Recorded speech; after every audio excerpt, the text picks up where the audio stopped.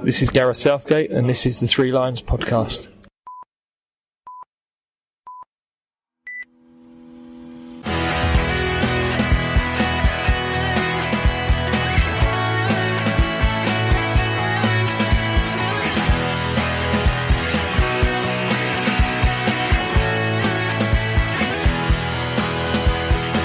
Hello and welcome to the Three Lions podcast. My name is Russell Osborne and this is an independent England football supporters podcast. Well, that was a successful international break, for the seniors at least. Now, with 4 guests on the show today, we've got a lot to get through on this review episode, so I think we'll just crack on with it, shall we?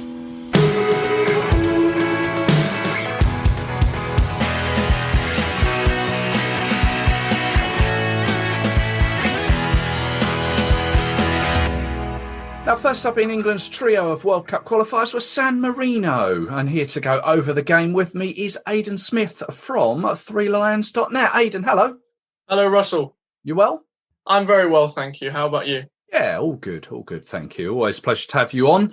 We're looking back over the first game here, Gareth Southgate's 50th in charge. England against San Marino, 5-0 win. Wasn't going to be any other way, was it? Well, yeah, you've got to hope so, haven't you? Yeah. Let's just roll through the lineup, as it were. We had Nick Pope in goal, Reece James, Ben Chilwell, James Ward-Prowse, John Stones, Connor Cody, Jesse Lingard, Calvin Phillips, Dominic Calvert-Lewin, Raheem Sterling, and Mason Mount were our starting 11. Kieran Trippier, Tyrone Mings, Ollie Watkins, Phil Foden, and Jude Bellingham joined them throughout the game. But Gareth Southgate sort of made it aware that he knows his starting 11 for the Croatia game come the Euros. Do you think many of those players that he started last night are going to be part of that? Well, now you're asking, aren't you? I think it's important for Gareth to know who he would start at any given time, and I think he does do that. It could be dangerous if you don't do that. I think in his mind, like we've said before, it's very difficult to predict what he's thinking at any one time. I've tried and I've got a lot of things wrong when I've predicted lineups and things like that.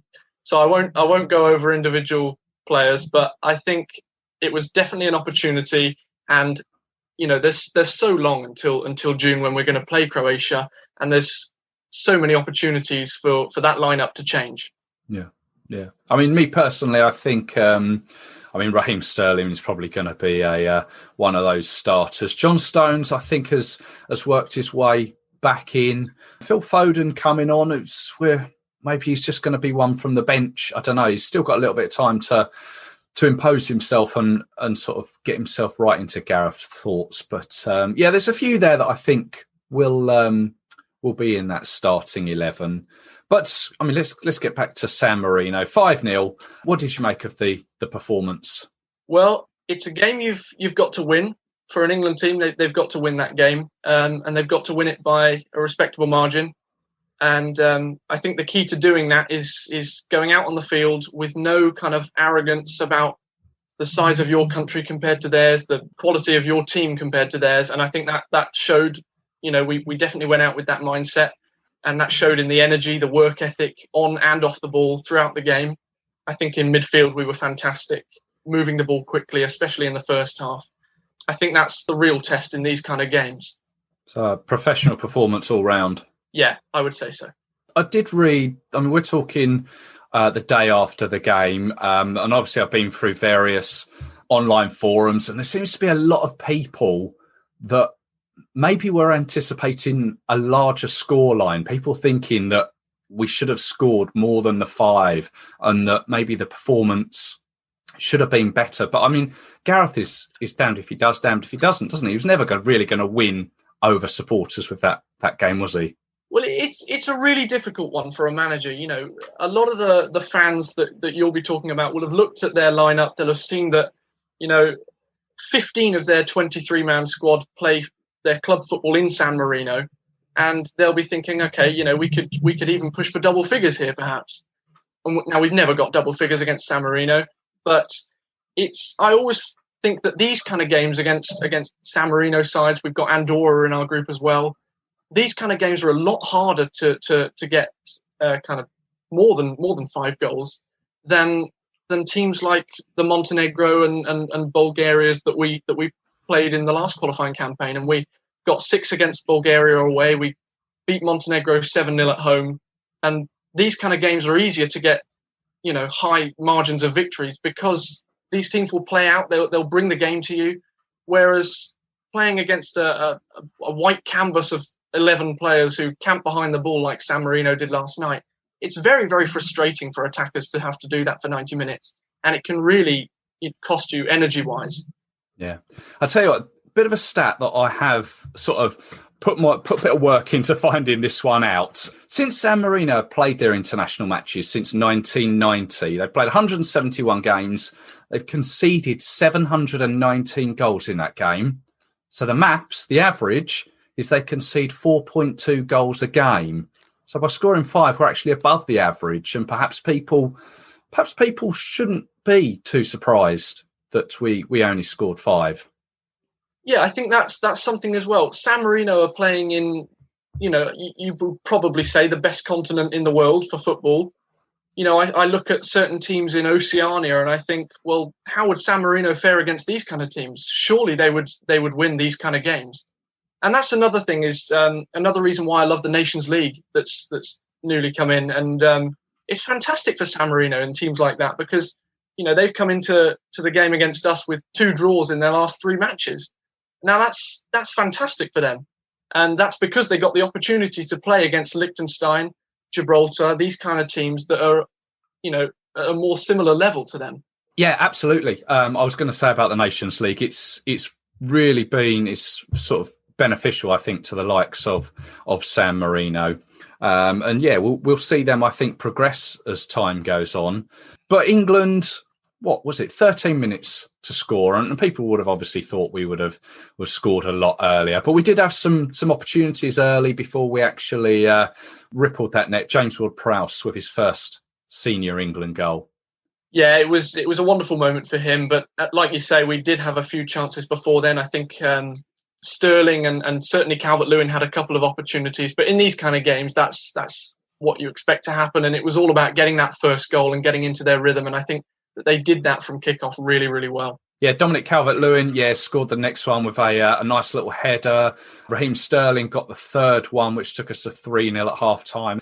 And then Dominic Calvert-Lewin got his second one following a Jesse Lingard cross. Come to Lingard in a minute. But Ollie Watkins rounded it all off with a nice debut goal as well. So all in all, some good goals and some good all-round England performances.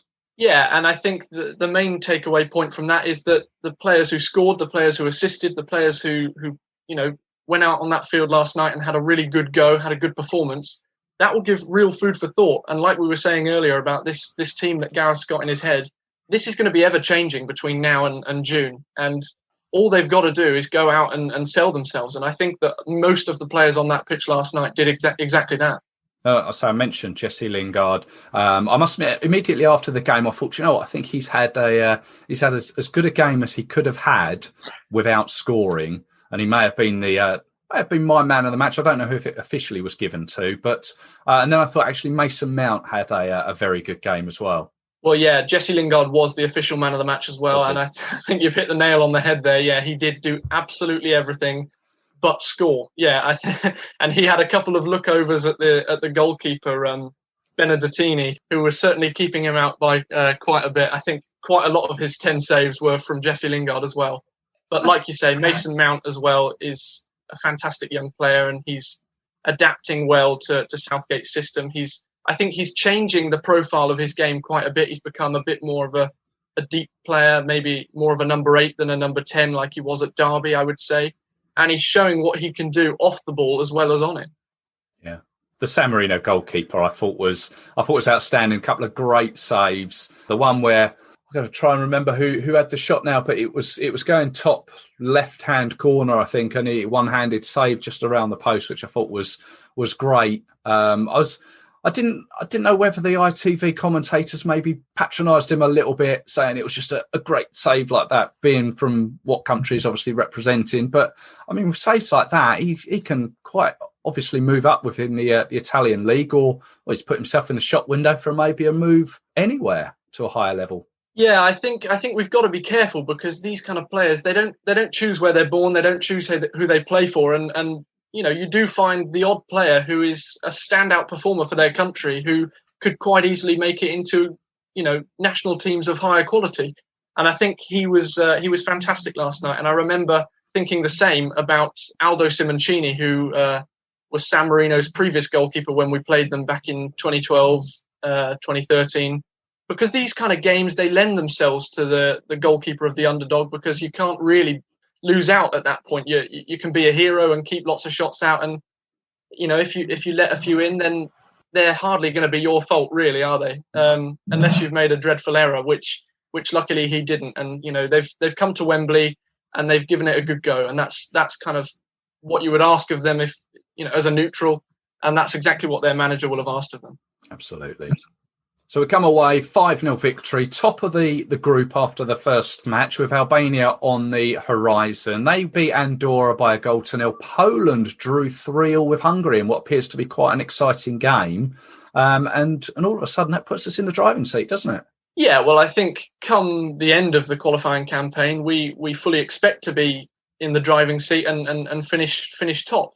That's something that a country of our quality needs to be doing. And we have been doing in qualifying. We do have one of the best qualifying records for European Championships and for World Cups in recent years.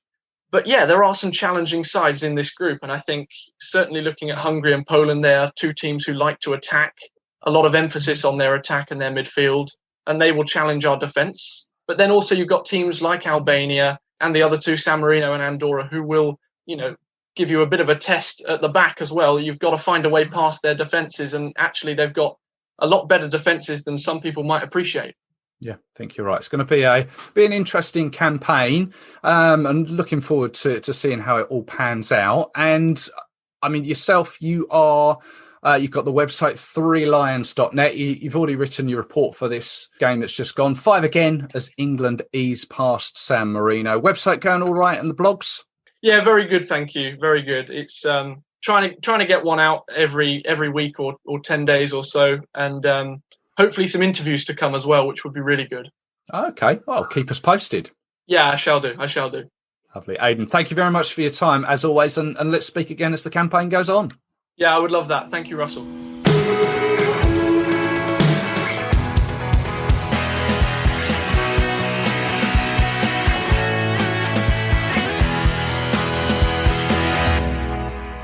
Now, thanks to Aidan there. Time to catch up with Matt Astbury and reflect on Albania. Matt, hello. Hi, Russell. How are you, mate? Very well, thank you. Yourself? Yeah, I'm doing well, thank you. Good to hear. Albania, hot on the heels of the 5-0 win over San Marino, 2-0 win in Tirana for us. How did you feel about that? It was a typical tough away win. The game wasn't anything to really remember. I think the main talking point in the first half was the pitch. The pitch was a huge problem. I think it was evident from the first kick that speed was going to be a problem for England. I mean, even though there was a request that England made for the Albanian ground staff to cut the grass, I wasn't surprised they hadn't. I mean, I think any team of that stature will do that against the big teams, just try and put them off the game as much as possible. So, yeah, I mean, it was a hard-fought win, but England did deserve it. I think they created a lot of chances, and no, it was a very strong win in Tirana, and it sets up nicely ahead of the Poland game anyway.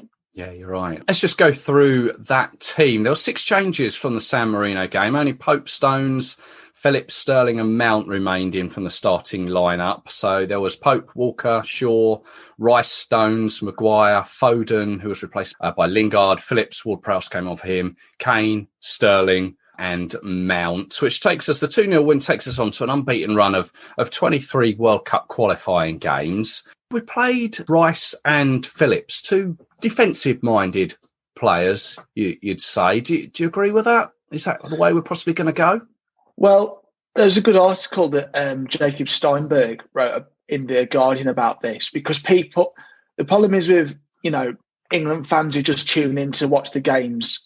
I think it's a bit different for those who go and travel and go and watch it, because you sort of understand it a bit more like why they're doing it, and, the sort of teams they're playing. But there always seems to be with Southgate this outcry for all-out attacking the England team when, at the end of the day, in international football, they're not very often high-scoring affairs when you're coming up against the top teams. It's only when, for example, England's 5-0 win over San Marino on Thursday when you're going to have a goals fest.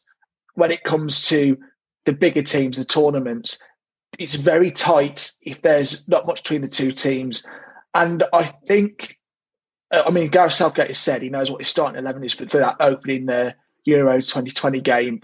And if I see Phillips and Declan Rice in there, I wouldn't be too worried. I think Gareth there, what he's doing is he's trying to protect that back four, because I think what he's going to have to be aware of going into the Euros is that once they get past that group stage, fingers crossed, obviously, the teams they could come up against, they're going to have a lot of pace. And quite often in international football, teams do rely on the counter-attack. So I think you've got two good holding midfielders there in Calvin Phillips and Declan Rice who can protect that back four, because really, when I look at the back four that was played against Albania, there's not tons of pace in there. There's only Walker really that is known for his speed. Stones and Maguire aren't exactly, the two players you'd expect to be powering up the pitch. And Shaw is a great player, but again, pace isn't his strong point. We saw he does have it, but against the better teams, he might get nullified. So I don't know why people go up in arms about the two holding midfielders. As it said in this article that I read, is that Gareth Southgate is not playing fantasy football here. People think being an international manager is playing fantasy football. At the end of the day, it's what system works and what system can get you through a tournament. And if he feels that having two holding midfielders in front of the back four can do that and bring us to hopefully end that long-awaited period of wanting to win international silverware, then go for it. Because at the end of the day, we have four in that game against Albania. We had Mason Mount, Raheem Sterling, Harry Kane, and Phil Foden. Those are four great attacking players. And, we've got Walker and Shaw as well, who aren't afraid to get down the wings if they have to. And also, what people often forget is that Calvin Phillips and Declan Rice, they do have a great range of passing as well. Calvin Phillips more so. I don't see why people are losing their minds over having two holding midfielders. I don't have a problem with it personally. I think the only problem I had with the team was Harry Kane.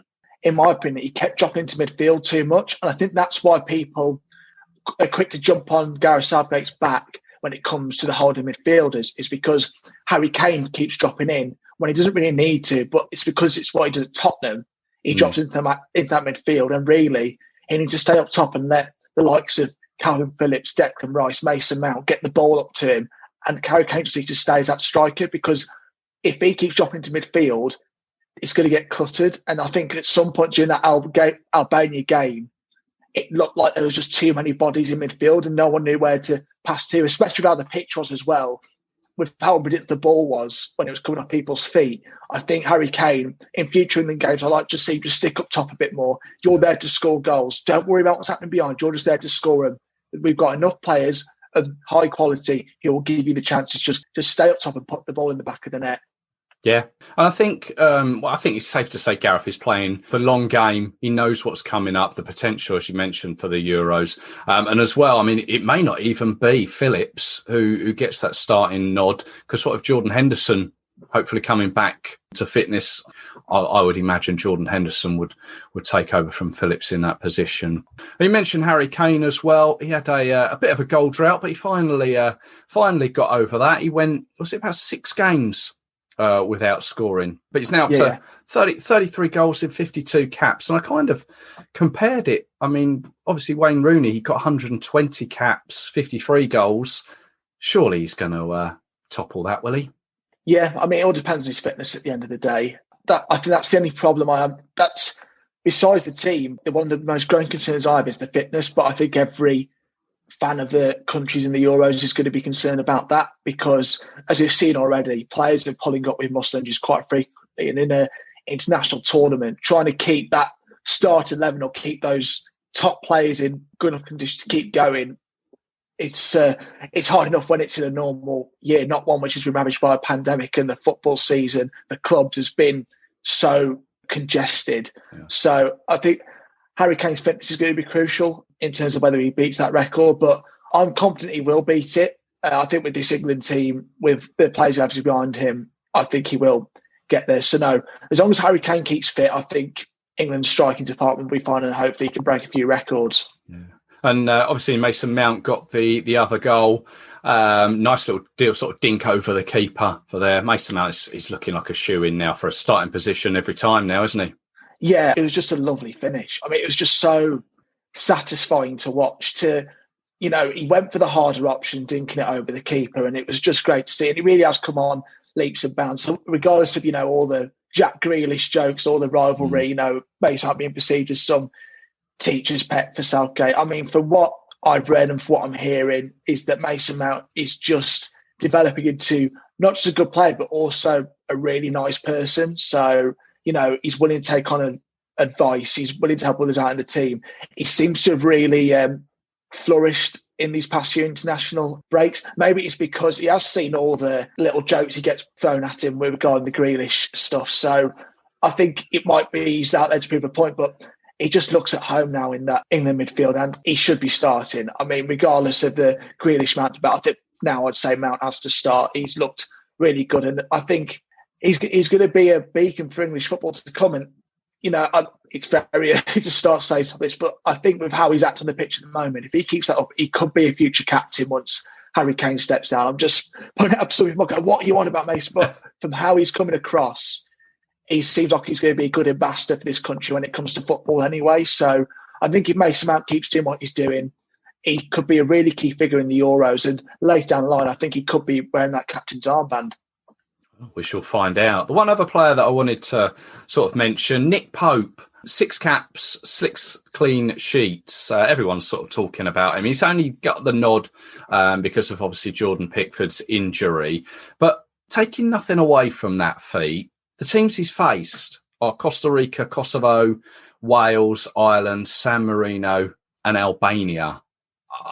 Should we read too much into that? It's a record, yes, but I'd like to see how he's going to stack up against the big boys who, as you say, come the Euros, if he does get the nod, the potential of coming up against your Frances, your Germanys of this world, then he really will be tested, won't he? I think that's the problem with international football. Obviously, because England is so highly ranked, the problem is that when it comes to the qualifying games, they are facing, nations where there's a huge gulf in ability. There's a few stages in the Albania game looked a bit shaky. His distribution was a bit off, but again, I think that was down to the pitch again. And it's annoying that we have to keep bringing that up, but that did have a factor. And there were a few stray kicks and things like that with Nick Pope. But it was one valid conversation that was brought upon the ITV's coverage after the game, is that the only thing with Nick Pope is tournament experience. He doesn't really have enough of it. While with Pickford, he has been there and done it as such. I know he can be temperamental and he can frustrate me at times when watching England. He can frustrate anyone. Well, on away trips, he could do stupid things and you're thinking, what's he doing? But the thing is, he's been there and done that with England in terms of getting to the later stages of the tournament. I mean, he ended England's dismal penalty record. He's got a lot in his locker, Pickford has, and I'd assume that Pickford will be starting in that game against Croatia. Nick Pope is a great backup and a great, substitute for Pickford, but I just think tournament experience is the major factor that will be in Pickford's favour. But again, tournament experience is a problem. Pope needs to be given it. So it's going to be an interesting fight between the two of them. I think Jordan Pickford will see that record now and look at it and go, I can't make any more mistakes. So it'd be for Everton or in England's warm-up games. He can't make any more mistakes. Otherwise, he is in danger of losing that spot. But I think tournament experience is a major factor. But, it's clean sheets. I mean, if this was in England of old, it could be them losing to some of those teams. So he's, treated it like any other game. He's treated like a cup final in terms of how he's kept opposition strikers from scoring. So, no, it's going to be an interesting battle. But if Pope starts, fair play to him, he earned it. But for some reason, I can just see Pickford lining up against Croatia at Wembley come June. Yeah. I think at the end of the day, it was an away game where we just went in, kept a clean sheet, 3 points, got the goals, job done, get home, I think was basically the end of it, wasn't it? Yeah, it was a smash and grab, really. If there are fans in there, it could have been very different, could have been very hostile. But I think with any trips like that, I mean, it's going to be similar when they go to Poland in September. it's going to be a smashing grab, just get in there and get out. I mean, I think that's the thing with qualifiers now, especially now that the top two don't qualify. It's the top one that automatically qualifies. So I think in England's case now, for any England fan with these away games, don't expect 4-0 unless we're playing San Marino away, then expect some goals. But for these more difficult teams, just expecting them to go in there, it might be tough to watch. It might be boring. It might not be great. It might not, set the world alight, but just get the 3 points, get out of there, and then we can focus on the end goal, which is hopefully, if not World Cup in 2022. So, yeah, it's just a classic smash and grab. Exactly. Matt, thank you very much for your time, as always. Was it website, mattasbury.wordpress, I think, is it?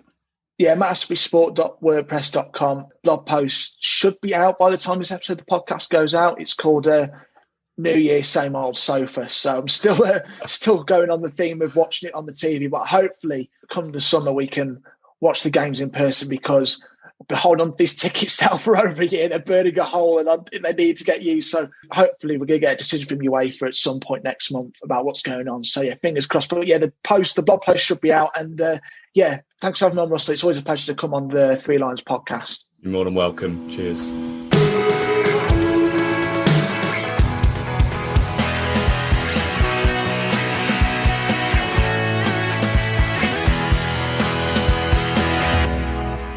So cheers to Matt Astbury there. Now, I'd like to welcome to the Three Lions podcast, Swindon and England Travel Club member, Rob Pomfret, who you may have seen was photographed in his England shirt outside the Air Albania ground in Tirana on the day of the game. Possibly the only England fan out there. Rob, you all right? Yeah, not too bad considering. Been a whirlwind day, but... yes, I can imagine. Yeah. How did all this come about? So... few weeks ago, was stuck in the UK, and I was with my missus, who's German, and realised that we're probably going to need a form to leave the UK. So literally booked the next available flight to North Macedonia, because there was no isolation or test needed. And yeah, it was easy to go. Went from Luton, no questions asked. And one thing led to another. And then the land borders are open here. So ended up coming to Albania and thought might as well stop by in the capital for when the game is. As you do. Why not? We all wanted to be there. We were the only England fan there. Have you seen anyone else on your travels? I've not. In Macedonia, I saw a few English people. Whether they're fans or not, I don't know. But in Albania, I've not seen a soul. No. Not seen a soul at all. And the photo of you outside the ground there, I mean, did anyone say anything to you? What are you doing here? No, not at all. I took my mask off for the photo because it's sort of mandatory to have a COVID mask on in the street. But you just, as long as you put it on your chin, you're fine. You don't really need to take it too literally. But yeah, no one said anything to me. I felt a bit weird, to be honest. So, I mean, the ground looks a strange old place, doesn't it? Oh, yeah. I've not seen the ground anything like it, because they've got some massive sort of hotel office block thing that's, I think it's 112 metres tall or something. So, yeah, nothing like I've seen before. And it's brand new. Yeah, no, it's not been open long. I mean, did you see the team arrive or that sort of thing? Oh yeah, that was one. I was in the cafe that was sort of alongside the ground, because they got various bars and stuff part of the ground complex. And I did see the team enter. I got a wave off Gareth, and that's about all I could see. So quality. Oh, good stuff. Yeah, I was sort of stood as the bus was coming past, because I thought, why not? Yeah, Gareth spotted me, but then the rest of the windows were blacked out. So So I couldn't see the players properly, but I could see Gareth. Nice one. I mean, were there must have been plenty of Albanian bands ready for the game as well. Did you speak to them? Did you strike up conversation, get banter going? Yeah, ended up going to this pub sort of about 10 minutes from the ground, full of Albanians watching the football. Yeah, had a bit of crack with them, watched the game. Quite an uneventful game, and with everything that was going on, I wasn't completely focused on it. It was just everything just exploded. I'm sort of in the middle of the game, and I'm getting sent an article going, "Oh, you're in the sun, by the way." I thought, "Oh my god!" Really? I mean, yeah, it's made all the tabloid papers and that. How do you feel about that? Because I mean, you're there legitimately. Yeah, obviously, I'm more than happy traveling and doing the things I want to be doing. But then I guess other people, given the situation at home, are probably. Yeah, some of them aren't going to like it, are going to sort of resent against it. nothing I can do on my part, but just enjoy my experiences here. So absolutely. I mean, unfortunately, yeah, in this world we're currently living in, there's possibly a little bit of jealousy and that sort of thing. I'd say the one thing that's annoying is that, like, the way it's been portrayed is that I've travelled for the England game, and I really haven't. It just happened to come along my way. Yeah. Because it would look a bit ridiculous if someone flew to Macedonia, then got a bus to Tirana just to stand outside the ground, which is obviously not what I have done, but it's very much been made out that way. Yeah. Yeah, all my mates are absolutely chuffed to bits that I'm out here and finding it absolutely hilarious, everything that's gone on. Obviously, you posted it on, was it Twitter or Instagram or whatever, and then one of the big, I can't remember who it was, but one of the big accounts sort of just found you and pushed it out there more, I think, didn't it?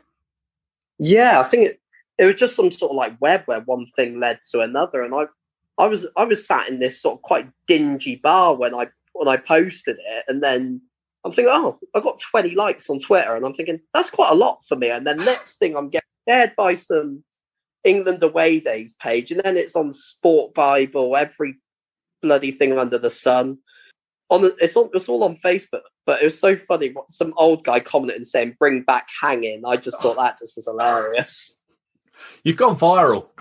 My mate actually said it to me the other day. He said the only thing you need left to complete your travelling is to go viral. I guess I've ticked that box without even meaning to. So I just thought a few of the England boys would like it. That'd be about that. That'd be about it. Because I posted a message in the travel club forum, I think it must have been about Thursday, just to see out of curiosity if anyone was out here. Right. At first, someone was like, "Are you taking the piss?" sort of thing, but well, yeah, you would think that. And I was like, no, I'm here. I just wanted to know if there was any others because I was going to see meet up, go to the pub or whatever. But you are, let's say, a travel club member, aren't you? Yeah, I've been a travel club member for a couple of years now, so looking forward to the games in the summer, as long as we're able to go, which would be amazing. But yeah, what's your England highlight that you can remember? What was the best part of following England? I've got to say the World Cup run back in 2018, because it's the first time I've really seen us go far in a major tournament. Yeah. And the semi-final was the day after my birthday, and my birthday I just couldn't take seriously because I was just so stressed about this Croatia game. And it was an unreal experience, but absolutely devastating to not go all the way. 100%, that's my highlight. What about going forward? I mean, you mentioned the game yesterday. I mean, it wasn't the best of games, but we've got the job done, which is the main thing. Where do you see us going from now? Well, we've got the game against Poland Wednesday, and with Lewandowski picking up a knock, it should be a much easier game than it would have been. I think we'll qualify comfortably, certainly for the World Cup. Got a relatively easy draw, and I actually live in Hungary, and that's our next game. So I'm very much looking forward to that. It'll be a bit of a home one for me. Okay. How did you find yourself in Hungary? Well, I've been travelling for a year and a half, sort of on and off, trying to do it in the pandemic, but ended up finding a hostel there that I absolutely loved, sort of settled down. But where it's closed, there's nothing else to do right now apart from travel. So making the most of the time I got, and then hopefully head back there in the summer, and I will be living in the city when they're playing. So, right. Okay. Is that what, Hungary as in Budapest when they're during the Euros? Yeah. So no, I'll be there. I'm sort of heading back around August time, so I'll be there for the qualifier. I'm going to be at home for the Euros because I've got some tickets, and then sort of head back after. Travelling, obviously a passion of yours. Oh yeah, 100%. I love travelling in general, but if I can fit it in with England, then it's just a bonus. Absolutely. I mean, how's COVID affecting your trip and all that sort of thing? Well, at the moment here, they got masks required, but they're pretty stringent with it. And bars and restaurants are open till 8 in Albania. It was 9 o'clock in Macedonia. And then they got a street curfew, but it's not that strictly enforced. For example, we were in a bar the other day and they let us stay an extra hour and a half, that sort of thing. So obviously it's not complete freedom, but it's a million times better than anything that's in the UK right now. So yeah, I feel very fortunate. Sounds like a modern day lock-in, being allowed an extra hour. I know. It's a weird one. There was talk of them extending the curfew to 10, but no.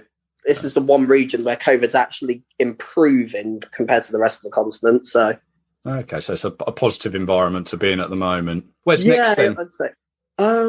I'm not sure. I think I'm going to spend a couple more weeks in Albania. My missus goes back to Germany next week, so then I'm going to be travelling solo.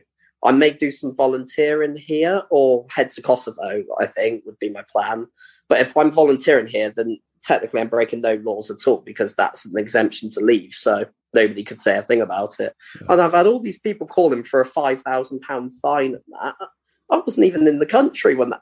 Yeah. Like that was put in way after, so it's completely off the line anyway. So, yeah, I think, as I say, people are maybe a little bit envious of you being there and just not understanding your circumstances. But as long as you're doing it all by the book and it's all legit, then mate, I'm pleased for you. I just perhaps the people back home and who are sending you these messages just need to give their head a little bit of a wobble and just wake up and just be pleased for you. I'm chuffed. I think it's been great for you. Listen, mate, I wish you all the very best. Safe travel onwards, and come the Euros, stay in touch. Yeah, 100%. Well, I'll be in England for the first game. Is it June the 13th? I think it is. So yeah, I'll be there. Nice one. And if people want to follow you on Twitter, if they haven't already found you, do you want to give that? Yeah, might as well. It's just my name, Rob Pomfret. So I'm sure everyone has probably seen what's been going on. So yeah, hit me up. Nice one, Rob. Stay positive, mate, and enjoy your travels. Thank you very much.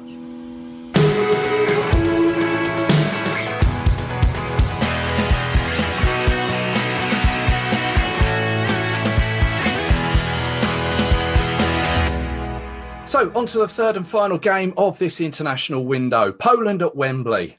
Lewandowski teased us. First, the Polish FA said he wasn't coming due to German COVID rules. Then he played and scored against Hungary and Andorra, and he was coming to Wembley until a knee injury put paid to that. And not only that, but a few Polish players were struck down by COVID too, apparently. On the team front, one change from the starting lineup against Albania. Ben Chilwell came in for Luke Shaw. And as always, it's always a pleasure to bring Dom Smith back into the fold from englandfootball.org. Dom, hello there. Hi, all right. How are you doing? Very well, thank you. Good to have you back. What did you make of it last night? Yeah, I have to be honest. I'm quite pleased that it was a win from having been pegged back by the polls. I thought that was good experience, especially in a competitive game ahead of the European Championships. It's one of those international breaks where, Poland are a good side, but it could have easily been sort of, a 5-0, a 2-0, and let's say another 2-0 when you don't really go away having learned anything. But I'm almost pleased that there was the slip up and the goal conceded. The way it was conceded is also a good thing because you learn from that, don't you? It's kind of inevitable, isn't it? That feels like sod's law that the first mistake John Stones makes all season happens in what would it have been his third England game of the year, which is quite unlikely. But I suppose inevitable for us England fans. But I'm pleased that we got the win in the end, and I think it showed real. I think what it showed was that England are a unit because it was assisted by Stones, who climbed really high to get it back to his partner Maguire, and Maguire went straight over to him and celebrated, which I thought was a really nice touch and just showed that they're together. Maguire has said in interviews before that he thinks that John Stones is the best defender he's ever played with, which I think is quite a nice compliment. And I spoke to Harry Maguire after the game, and he was, he basically just talked about John Stones. He didn't talk about his goal. He talked about the 3 points and how important World Cup qualifying is, and looking at the other nations, the other big nations, how they've all dropped points, and how actually impressive it is that England won 3 out of 3 this break. But other than that, it was just him talking about his partner, which I think is quite telling, really. I guess he's bringing his sort of captaincy from Manchester United, that role he takes on there, even though he's obviously not captain of England, but bringing that knowledge and support of being a club captain into the England fold. But it started well. It took us 18 minutes to get going. Raheem Sterling brought down and Harry Kane popped his penalty away, didn't he? I mean, Sterling had a good first half, I thought. He had some good runs at the Polish defence, but then sort of tailed off as the team did in the second half. Agreed, and I think Sterling's been a slight victim of England talk about who will squeeze into that that starting 11 at the Euros because he hasn't had quite as barnstorming a season by his, high standards as he has in recent years. But if you still look at it, like the numbers he's put up this year, they're not quite comparable to the last 2 years, but they're absolutely incredible still. And even when he went those however many ridiculous number of games for England a few years ago without scoring, he still was assisting a lot of goals, and basically every second penalty England won in that time, he was the player who won it, because he's just so dangerous when he makes those little darts into the box, and he did it again. And I think you'd say minimal contact, but it probably was a foul, and it gave England a foothold in the game. I mean, on Kane, by the way, he became the England's all-time top scorer of penalties with 10, edging above Lampard. And I read that was his 16th qualifier goal in his last 12 games. I mean, that's insane, isn't it? It's absolutely amazing. Insane.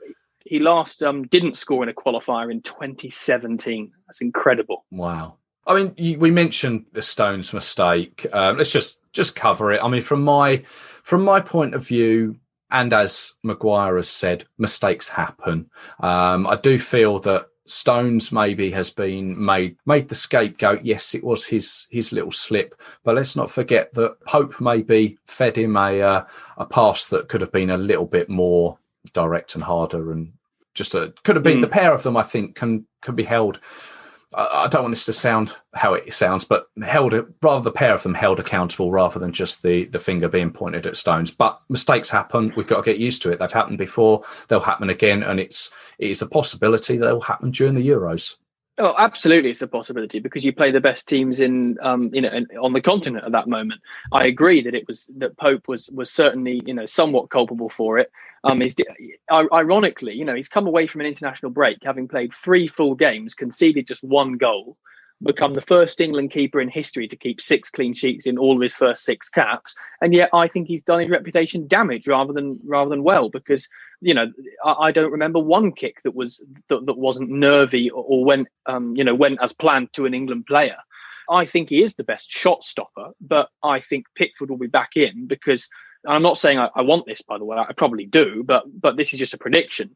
I think Pickford will be straight back in, because the advantage that Pickford has from with distribution, given the way England want to play, over Henderson and Pope, is a much bigger gap than any way in which Pickford might be worse as a shot stopper. So I think he'll be straight back in. And on John Stones, I mean, yeah, it was inevitably going to happen at some point. And Gareth has said that a number of times. About his centre-backs. He wants ball-playing centre-backs. The best centre-backs in the world that play that style make mistakes. France's Rafael Varane, even Ruben Dias, Stones' partner for Portugal, they all make mistakes. And I think we tend to make things personal in football. We like personal narratives. Not harsh, just we like to make it about people and think we know them. And people talking about error-prone John Stones for years. I think that's a bit damaging, really. And ultimately what's happened is one defender who's having an incredible season has effectively given away a goal. But let's face it, the passing to him wasn't great. So they're both culpable, but at least Gareth Southgate and his team have now got something to look back on and learn from. Because if it doesn't happen, you can't learn from it, can you? Exactly. And that was one thing I was going to say. What positives do we take, not just from this game, but from San Marino and Albania too?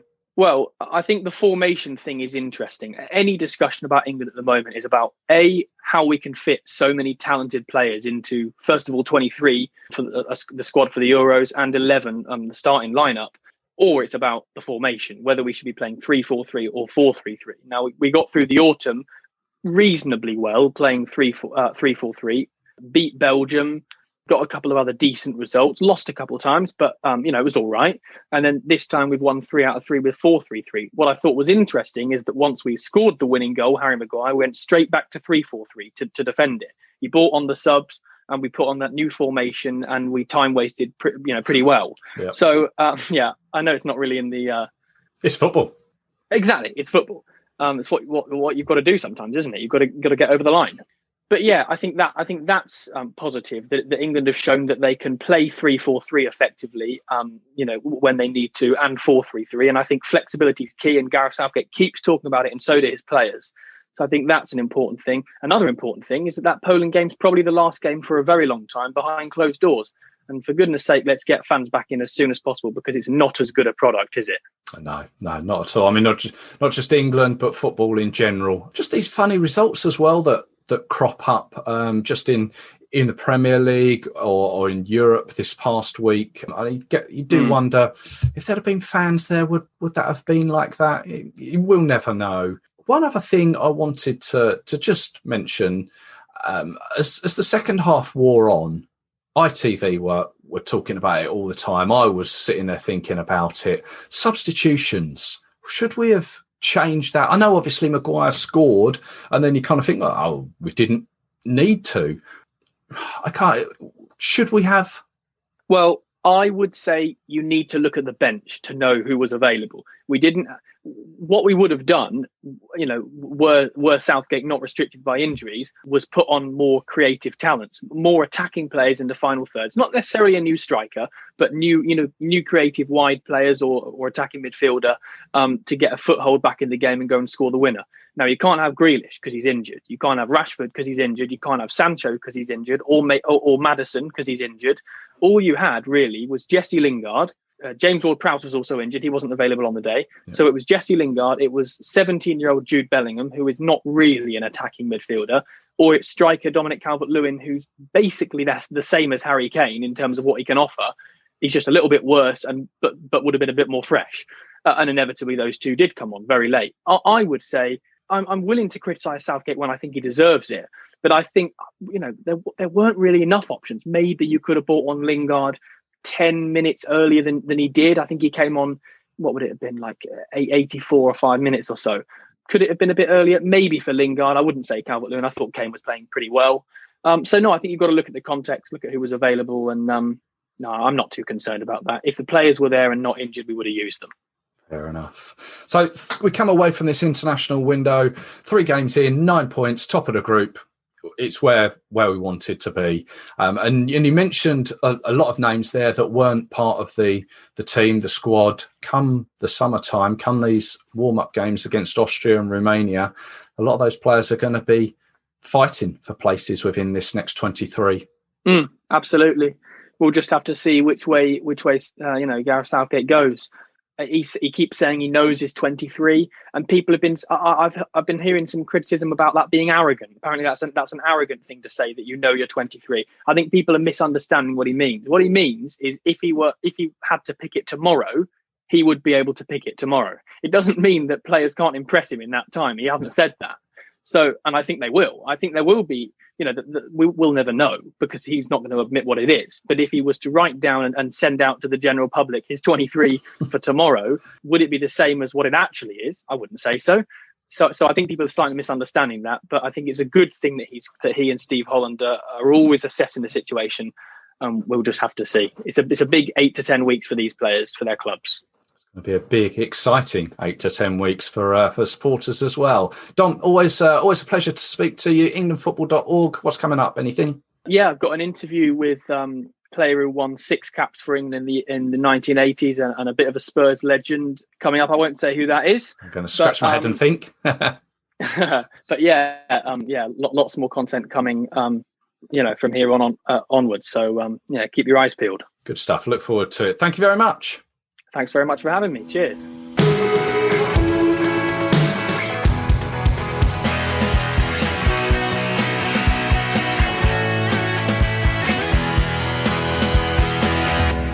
Thank you to Dom there, and indeed everyone who has joined me. Aidan, Matt and Rob.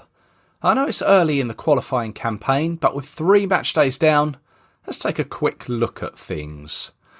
Now, the most important group is our own group, Group I, where we are currently top with 9 points. Hungary are second with 7. Albania third on 6.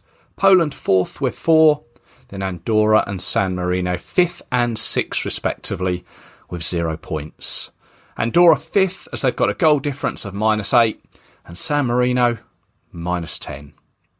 Our World Cup qualification commences again in September, where we could be European champions. 2nd of September, we're away to Hungary. 5th, we're at home to Andorra. Then 8th, away to Poland. Now, elsewhere in Europe, Turkey, to me, were perhaps one of the surprises so far.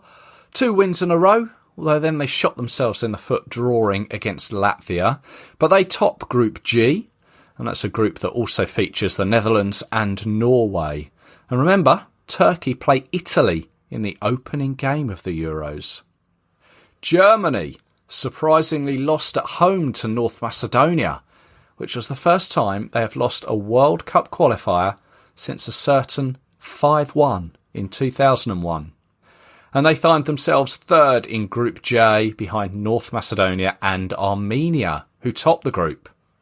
Spain top Group B after wins over Kosovo and Georgia, but they initially drew at home to Greece. And holders France, they top Group D after opening their campaign with a home draw against Ukraine. But then 2 away victories over Kazakhstan and Bosnia-Herzegovina set them straight. Portugal, like France, played one at home, beating Azerbaijan. Then they drew away to Serbia, and then they beat Luxembourg. Belgium hit their stride, scoring 8 against Belarus, but they were held by the Czech Republic. So like ourselves with 9 points, there are 3 other nations who also have a 100% record. They are Denmark, Italy, and as I mentioned, perhaps surprisingly, Armenia. But there is a long way to go before all this is finalised. And from a home nation's point of view, Northern Ireland, they lost to Italy, then drew with Bulgaria. Wales lost to Belgium, then beat the Czech Republic. And then Scotland drew with both Israel and Austria before putting 4 past the Faroe Islands. And of course, I think special mention should go to the Republic of Ireland, who lost to Serbia and then Luxembourg. Oh dear. And as I'm sure you're well aware, it's not been a successful European campaign for our under-21s. They lost to both Switzerland and Portugal in their European Championship games, and were reliant on results going their way going into their final game against Croatia. It wasn't to be though, and in the very near future, I hope to be speaking a little more about it. Also, the Lionesses have a couple of games too very soon, so I'll be chatting with Rich Laverty about that. And another podcast I've got coming for you is a chat with a former member of England's backroom staff, which I hope you'll enjoy. They're coming at 3lionspodcast.com or your usual podcast provider. So please, stay subscribed. You won't miss them. Before we finish up, there was the sad news. Just before England got underway in their World Cup qualification, there was the passing of Frank Worthington, who sadly died on Tuesday the 23rd of March, aged 72, following a long illness. Frank amazingly played for 20 clubs in a 26-year period, including Huddersfield, Leicester, Bolton, Birmingham, Southampton, Leeds and Sunderland.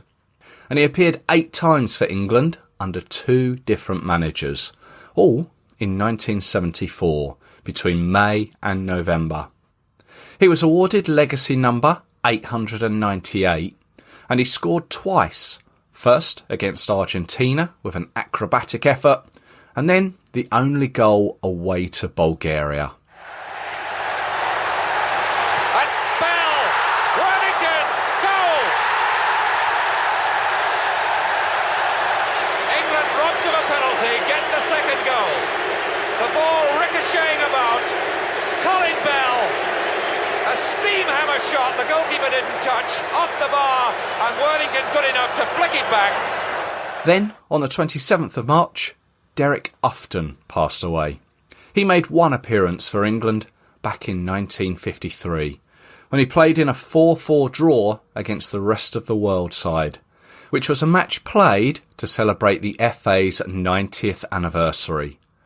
He was a Charlton Athletic defender, playing over 260 times for the Addicks. He was also a wicket-keeper for both Kent and England. Derek was England's 723rd player and was the oldest living England international. He was 92 years old. Thoughts for both are with their respective family and friends. So until the next time, cheers.